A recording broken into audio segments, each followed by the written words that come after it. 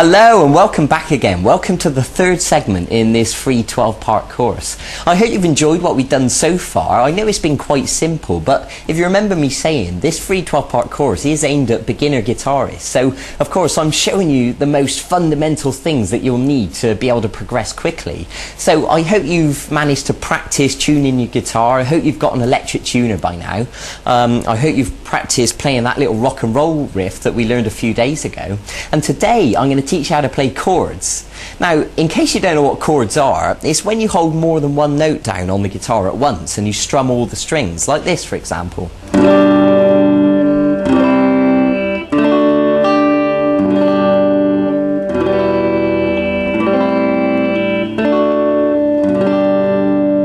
So that was just a few examples of some different chords, and of course the more chords you know, the more flexibility you're going to have to be able to play a variety of different songs. So I think it goes without saying that it's better to learn as many chords as possible, and then you really have got the ability to play more things. And especially if you're the sort of person who enjoys singing as well as playing, then chords are going to be brilliant for you because you'll be able to strum them whilst you sing over the top and it'll sound fantastic.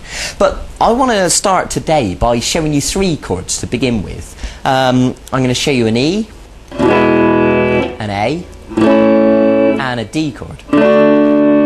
And these three are what I consider to be the most useful, the most widely used chords. So once you know them, you'll find that they crop up in lots of songs. So it's important that you get to know them right from the start. And then of course, as we progress, you'll learn more and more chords, and you know, we can go from there. But let's start simple. So I want to begin by showing you the E chord. So if you take your first finger and put it onto the third string at fret 1, and then take your middle finger and put it onto the 5th string at fret 2. And then take your third finger and put it onto the 4th string at fret 2. Now, if you look at the chord box next to me, you'll see the diagram, you know, if you just need to clarify exactly where the notes go. Now, what I'm going to ask you to do is hold down with plenty of pressure and strum the strings. Now, ideally, all of those notes will sound nice and clear like that, but to be honest, I'd be surprised if you get it sounding perfect straight away. It'd be perfectly normal if it sounded more like this at first. Now, let me explain some common mistakes that people make when learning chords. What you need to do is make sure you're holding down with the tip of your finger with plenty of pressure, and you need to arch these fingers up, and the reason for that is because you want plenty of space underneath the fingers. What we don't want to happen is for the back of these fingers accidentally to touch the next string and obstruct the note. So when you pluck each of the strings with the plectrum, it should sound nice and clear like that. So if any of these notes sound incorrect, it's probably because you're accidentally touching one of the strings with the back of your fingers accidentally. Okay? So it might take a little bit of work and you'll need to shuffle your fingers around and get used to how to hold down the chord, but eventually you'll get it sounding nice and clear. So that's something to work towards. So the next chord I want to show you is the A chord, and it looks like this. So what I'm going to ask you to do is to put your first finger on the 4th string at fret 2, and the middle finger on the 3rd string at fret 2, and then the 3rd finger on the 2nd string at fret 2. So they're all at fret 2, but unfortunately there's not quite enough room really to fit them all in. Ideally we'd like to get them right next to the fret, but in reality what happens is we end up using them at an angle like this, because that's the only way really to squash them in there.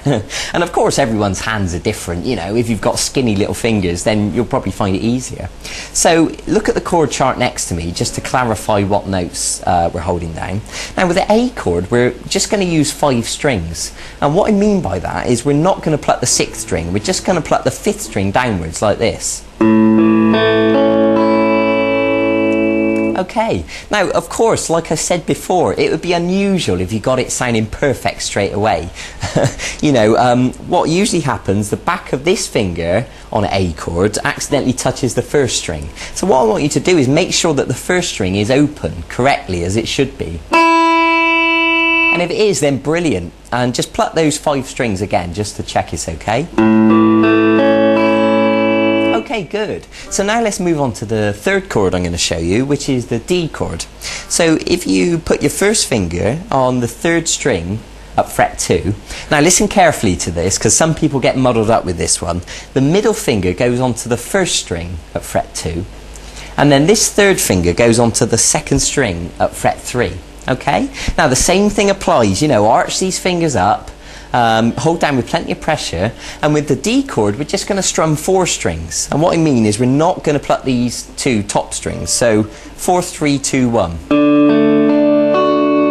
Okay, so what I'd like you to do now is to stop the video and practice each one of these chords. The E chord with all the strings, the A chord with 5 strings, and the D chord with just 4 strings. And of course, with this video, you also downloaded a PDF document, and you can print that out, and it's got the diagrams there for you, so you can look at them next to you, so you don't have to keep rewinding the video. And practice them and get them sounding nice and clear. Now, there's something else I want to tell you. You may have noticed my thumb sort of kind of hanging around here over the top of the guitar, and there is a reason for this. When we're strumming the A chord, for example, we don't want the 6th string to accidentally make a noise. So what I'm doing is gently touching it just a little bit with the thumb, and that's enough just to mute the note, so it stops the 6th string from accidentally making a noise. And then when you strum all the 5 strings, then you know you're only just getting the correct notes that you want. So that's the reason for that. So what you can do once you've learned these chords is put them into a bit of a sequence. For example, you could play the A chord 4 times, and then you could play the D chord, back to the A, and then the E chord, and then you can do that again.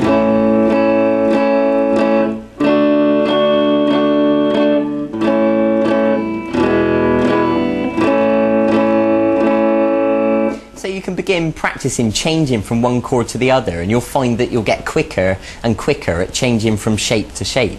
Good. So that is a brilliant place to begin with chords. So I suggest you go and practice that now. Go and get on with it. Get them sounding nice and smooth, nice and clean. Practice changing between the shapes, and I'll see you in a few days for the next segment of this e-course. And in the meantime, you can also go and look at the website and look at the archive, and you'll see all the songs that are there. And there's songs like Brown Eyed Girl by Van Morrison, which uses chords, or Oasis songs, or Jack Johnson, or a whole bunch of other stuff. So if you want to jump ahead of yourself a little bit, you can go and have a look and see if there's any songs you'd like to learn. That's fine by me. Okay, so go and get on with it. I'll see you then. Bye bye.